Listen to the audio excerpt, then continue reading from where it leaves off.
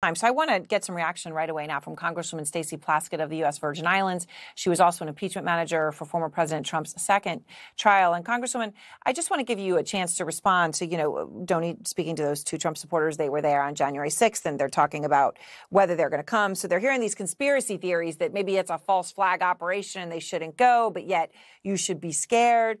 When you hear them and their belief in everything they say, what's just your reaction listening to that? Well, I would first say that let's speak to the falsehood that only one person was killed on that day. We know that over 100 police officers were injured. Several police officers died fighting that insurrectionist crowd, those domestic terrorists that came to try and thwart the democratic process of our duly elected president of the United States. So let's put that to one bit of falsehood aside right there. If individuals want to come to the Capitol and want to protest, this is the kind of country, we have a democratic process that allows for peaceful demonstrations.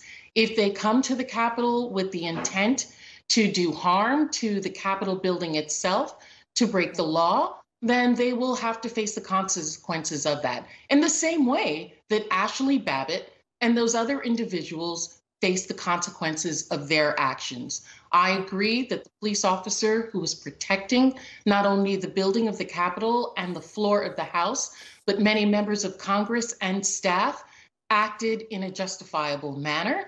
And Ashley Babbitt, who was breaking the law and attempting to climb over individuals to come onto the Capitol floor, was in the wrong.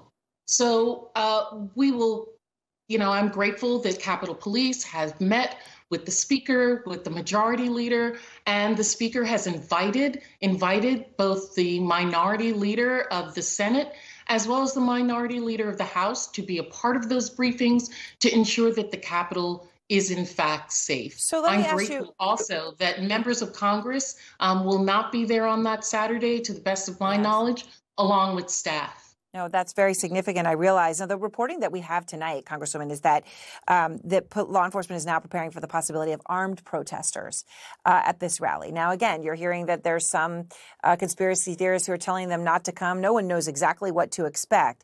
But the bigger picture question here, given the sentiment of what that couple said, given the fear of armed people coming, do you fear that it is a matter of time before something else happens, whether it's this Saturday or another day? Well, we know that throughout history, and one of the things that we've seen in modern history is that a successful coup is always preceded by an unsuccessful one. And what we saw on January 6th was the unsuccessful coup. And those individuals who are attempting to try and overturn our democratic process will continue to do so. I'm grateful that both the FBI as well as national security intelligence officers and our own Capitol Police, as well as Metropolitan, others, are preparing at all times for the chatter that they're hearing online and keeping vigilant as to ensure that our legislative process continues. Congresswoman Plaskett, I appreciate your time, as always. Thank you. Thank you. Take care. All right.